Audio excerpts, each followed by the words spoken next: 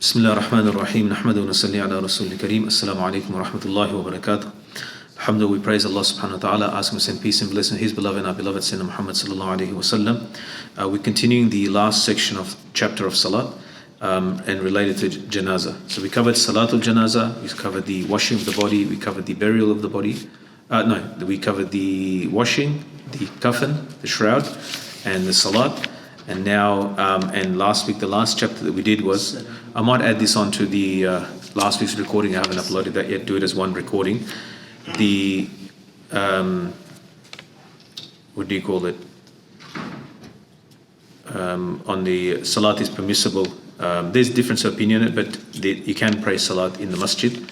And this we mentioned that last in the previous session. Which one?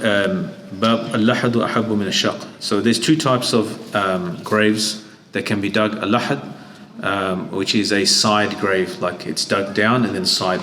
So if you ever seen, like in Madinah Munawwarra, in Baqi, if you look in any graves that are open, you'll see that it's like down and then there's a side, like it's L-shaped, you could say. And the person is buried in that space, and then it's bricked up, like the walled off, and then it's filled up. So which one is better? The chapter is which one is better. Imam Malik narrated from his father that he said that in Medina there were two men, that one of them used to make the grave like that and the other one wouldn't. Both are permissible. And they said, whoever comes first for the grave of Rasulullah sallallahu alaihi wasallam, right, to make the grave of Rasulullah sallallahu alaihi wasallam, it happened to be the one that made the lahad. So shaq is the one that's in Australia. We do shaq. There's no lahad as far as I know in Australia. There might be, I don't know of any, but from what I've seen, Haji, yeah, you never heard of lahadi in Australia because he's involved with the funeral and helps out with that. And so yes, so we do shaq. Shaq means a trench. So it's like basically in the old days it was like a grave, and then within there's like a little trench, and then it's covered from the top. So the way we do it here is like it's dug down, and then there's a frame is put there, and then there's wood put across. In Australia we do shaq anyway. That's the way it's buried. So if anybody's been to a funeral or burial here, then you see there's a frame, wood's put across it, hardwood's put across it, and mashallah, Allah reward people, like Shaykh Fahmi Rahimahullah and others who very in the early years, I'm talking about 50s, 60s and so forth. If you know about they did a lot of effort in Melbourne, in Australia. I mean, he used to fly from what I heard, Janazah too. No one was there to lead Janazah in Sydney. So you fly from Melbourne to Sydney to lead Janazah there. I mean, we take like funeral service in Doncaster for granted. I was joking, Mufti Hadith and Muhammad Izzat Abu Hisham, he was the funeral director here for more than 3 decades, and so he said don't make dua because it's part of his work. It was his work as well, so he's paid for it. He said don't make dua that Allah increase my rizq, because there are more people. One of the ulama here, the Imams, he's in madrasa, the teacher, but then he has to leave once a week on average. There's a janazah. I said, subhanallah, are you getting paid for this? Like they're paying you for these janazahs? Because he goes, I don't know what it is. He goes, I go on holiday. I went to America for States. I go overseas for a holiday. Nobody dies. When I come back, people die. Because he gets all the janazahs, So I said, mashallah. I go, it's barak in your rizq, subhanallah. But anyway, so can two people be buried in the same grave? It's different. I understand the question. Imam Malik has narrated that there's nothing wrong with burying two men or three in one grave for necessity, and put the elder one at the one facing the qibla. So because if there's one person in the grave, they're made to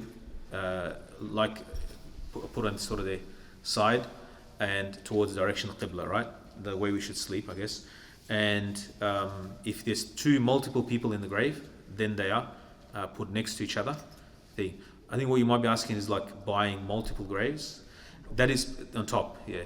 If it is permissible. I remember checking this masala. So they are being buried at different depths. Obviously, there's significant depth. If you see the graves here, the new graves especially, they're not 6 feet for sure. They're extremely deep. Even if you hold the arms up, if you're semi-tall, you won't be able to make the top of it. So they're very, very deep. So they're very deep. Why? Because then you can put another person real estate is expensive in Australia. We're building up and down, in Australia now.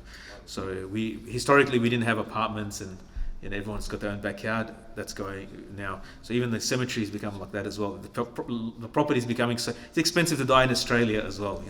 Make sure you got. How much is at the moment for a burial, Haji? 15,000 for one person. I just have to say Inna Lillahi wa Rajiun just for that. Really 15,000 Australian? Subhanallah. All right. Huh? Shared? Yeah. So it's true. It's like 7.5. Yeah. So it's 7.5 really, but 15. But can you buy a singular? Sorry, we're asking questions of a business nature, but it's a couple of thousand less, but not worth it. Not a good deal. 14, 15. So they dig and he goes down, and then the next person just pays for the digging fee. Oh, okay. All right. Subhanallah. Yeah, there's inflation in the qabrs as well, in Australia. Subhanallah, it's amazing. Yeah, you try explaining to to someone in my village back home this thing where Yeah, it is free of charge, exactly. So you try explaining that. I think even like countries like I heard in Turkey, or maybe other countries as well, they have a special ambulance for that, where the sheikh comes or the person does the ghusl mayyit comes. They have a special ambulance that is set up for washing the body, so you don't need so they come to the house or whatever, the family, and they do it there. So anyway, so you can bury more than one in a singular grave, but Shah Waliullah said huwa qawl ahli al-ilm, this is the meaning, this is an agreement among the people of knowledge, inna yajuz 'inda darura, for necessity, right, for expediency, for it happened in battles and so forth where shuhada, they're to be buried quickly because it's in a combat zone and they're in a war. So of course in those sort of situations, things that can be expedited, like make quick, so that people can get on with other jobs they need to do. But what is said to the one afflicted? Imam Malik narrated from Rabi'a Nabi Abdurrahman, Salamata, the wife of Nabi Sallallahu Alaihi Wasallam, that Rasulullah Sallallahu Alaihi Wasallam said, whoever is afflicted, man asabat musibatan faqala kama amarahu Allah Azza wa Jal, inna lillahi wa raji'un, Allahumma ujirni fi musibati wa aqibni khayran minha, illa fa'ala Allah dhalika bih. So he said that whoever says inna lillahi wa raji'un, indeed to Allah we belong and to him we return. And Allah reward me in my calamity and give me that which is better, replace with that which is better, except that Allah never you will say this except that Allah will make it happen as such. And Salama, the one who's she said radiallahu anha, when Abu Salama, her husband, passed away, she said this, and he goes, when I said this, and he goes, and I said that who can be better than Abu Salama, her husband, because. And then she goes, فَعَقَبَ اللَّهُ رَسُولَهُ فَتَزَوَّجَ. Then Allah subhanahu wa ta'ala replaced Abu Salam with Rasulullah. She married Rasulullah sallallahu alaihi wasallam. She's one of the Ummahatul Mu'mineen, one of the wives of Rasulullah sallallahu alaihi wasallam. It being haram to cry loudly on the deceased. This is a type of crying, and there'll be explanation of this in a moment, a type of crying that is beyond the limits. Right? Crying is permissible, but such a crying that expresses not accepting what Allah subhanahu wa ta'ala. As a Muslim, because I was once with my father, rahmallah, one of the uncles from here, we visited. So Malik, who narrated from Abdullah bin Jabir bin Atiq, and Atiq and Harith bin Atiq, who narrated from, who was the grandfather of Abdullah bin Jabir, and the father of his mother, that he informed me that Jabir bin Atiq informed that Rasulullah sallallahu alaihi wasallam came to visit Abdullah bin Thabit. And he found him that he was overwhelmed, and he was let out a cry, and he didn't answer. So Rasulullah sallallahu alaihi wasallam, that he was overwhelmed, and Rasulullah called him, and he did not answer. Then Rasulullah sallallahu alaihi wasallam said, "Inna lillahi wa inna ilayhi raji'un." He goes, "Oh, ghalabana alayka ya Aba Rabi'a." Right? Like we've been overwhelmed, we've been overcome. Like this is now a situation that is beyond he's near death, basically. That now we have been overcome or dominated. Literally, has been dominated, but we've been overcome. That to this circumstance. But we're recalling the person who's sick, who's about to die. And then the women they cried out, and they shrieked or shouted, and they cried out. So, and then Jabir ibn Atiq, he silenced them, like to be quiet. And then Rasulullah sallallahu alaihi wasallam said, leave them. Let them, leave them be. And then Rasulullah sallallahu alaihi wasallam said, what is the necessary? Like, what's happening? Because this requires that they cry. And he goes, and what requires it to cry? He said the death, meaning that before he was he's dying. Like, it's understandable that they're like this, because he's about to die. So in Shah Waliullah says in quoting Fatawa al-Amgiriya, as for crying loudly, this is not permissible. It's impermissible. In our Sharia, it is not permissible. As for crying, just normal crying, shed tears, out of sadness, with the riqqatul qalb, softness of the heart, then there's nothing wrong with this, right? And in Minhaj is mentioned. So the first book is a Hanafi fiqh book, and the next one is a Shafi'i fiqh book. That it is permissible to cry before and after, but it's better to cry before. And it's haram to cry shouting while counting how good, like shouting and shrieking. He was so good. He was like this. But with no, this type of thing is haram. And no, this word because is used in Hadith and Islamic literature and so forth. So no is that it's raising the voice, right? And then also extension that is hitting the chest and ripping the clothes and hitting the face, ripping the clothes, and basically it's showing that one is not happy with this decision, right? It's like over the top, right? And of course, there are people say all sorts of crazy things as well. Like ulama always mention this. If it was his child, he would understand. But Allah, stuff like this, kufr. These are not small things. So, and you see the other extreme of this is where, in the positive sense, what's happening with our brothers and sisters in Gaza, and you see that the rida of Allah subhanahu wa ta'ala in them is, Ya Allah, we are pleased with you. We are pleased. This is not an easy thing. This is not this is their iman. This is heart of their, it shows who they are as a people. Allah subhanahu wa ta'ala help them and assist them and reward them with the best rewards for the test that they're going through, and lift this dark days from them. But not niyah, this type of bringing this condition where you excessively and over the top express that you're not pleased, so yes, crying is like Rasulullah when his granddaughter died, he cried, the eyes shed tears, the hearts are saddened, but we accept the qadr of Allah subhanahu wa ta'ala. We're a mu'min even in that. We're a mu'min and a Muslim in that situation. In our happy times we're Muslims, and in our sadness we're also Muslim. There are ahkam there as well. Islam is not just 5 times salat and then outside of that we do what? No, in all our earnings, in our family life, in our sadnesses, in our happy days, in all circumstances. Was at a grave of a lady, her son. She was at the grave of her son and she was crying. Rasulullah sallallahu sabr. He advised her with sabr, patience, composure and he said, if you knew what I've gone through. She didn't know it was Rasulullah sallallahu.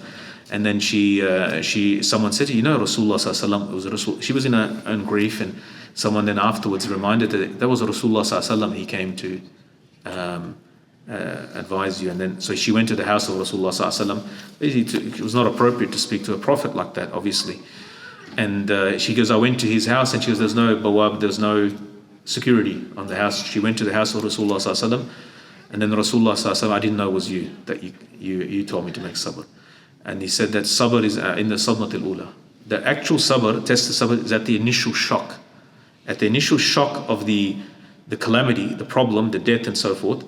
So you see like Abdullah bin Abbas radiallahu anhu, Abdullah bin Abbas, which traveling, and news of his brother came that he passed away. He got down from the camel straight away, prayed 2 rakat. وَاسْتَعِينُوا بِالصَّبْرِ وَالصَّلَاةِ. And that they lived there, because they were the best mu'mineen, right? After Anbiya alayhi salam, they're the best people, Sahaba radiallahu anhu. So the initial shock of the death of his brother passing away, their reflex action was they 2 rakat salat and seek Allah's help with patience and salat, composure, not say anything during displeasure that has a displeasure of Allah subhanahu wa ta'ala in it, and immediately turn to Allah subhanahu wa ta'ala with salat. But Allah subhanahu wa ta'ala also says, after this part of the verse, that وَإِنَّا لَكَبِيرَةٌ إِلَّا عَلَى الْخَاشِعِينَ. But this is a very big thing. It's a very difficult thing. It's a hard thing to do, except for the humble-minded. And then Allah gives also who are the humble-minded. الَّذِينَ يَظُنُّونَ أَنَّهُمْ مُلَاقُو رَبِّهِمْ وَأَنَّهُمْ إِلَيْهِ رَاجِعُونَ. That those who have dhan, they have and dhan has many meaning in Arabic. Ibn Kathir Rahimahullah explaining about this verse is dhan here comes in the meaning of yaqeen. They have conviction, a firm belief. Coming back to that, we're mu'mineen, muslimin, inshallah. That they have firm yaqeen, conviction that they will meet Allah subhanahu wa ta'ala. What is meaning Allah subhanahu wa ta'ala? Meaning they have a firm yaqeen on the day of judgment that they'll meet Allah. When the meeting of Allah is mentioned in the Quran, meaning they have yaqeen on the promises of Allah subhanahu wa ta'ala. The wa'ad, the promise of Allah subhanahu wa ta'ala, Rasulullah sallallahu alaihi wasallam, that if you do this, you'll get this. Those have a clear picture of that in front of them, that they're going to meet Allah and Allah's reward and punish in his hand, and He will give reward for this sabr that I'm making, and this composure. It's not just an empty act, I'm just bottling it up and it's going to nowhere. No, this sabr and composure and death of somebody, passing away, loss and so forth, this will be rewarded by Allah. I'm saving this sabr, I'm holding it and being composed, not for nothing, not for the sake of just doing it. No, I have a transaction with Allah, I have a meeting with Allah at the day of judgment, and His promise is there, and I'm going back to Him, and He'll reward me for this. That's why I'm acting the way. It's not just an empty act to do for the sake of just doing, bearing it for nothing. No, there's a reward with that. That's why when it comes to non-Muslims that we know who are sick, it's like you can't even tell them really to make sabr. Sabr for what? You know, like you can make like we visited people in hospitals and people that are sick, and like it actually kind of is very awkward, because like for a Muslim you can just say make sabr, Allah reward you. You're going to meet Allah and you're going to get Jannah, you're going to this. With them, like you can't even, you get stuck, you get tongue-tied, like, you'll be right, you know, she'll be right. I don't know, what do you say to them? May Allah subhanahu wa ta'ala give us understanding and tawfiq to practice what we say in here.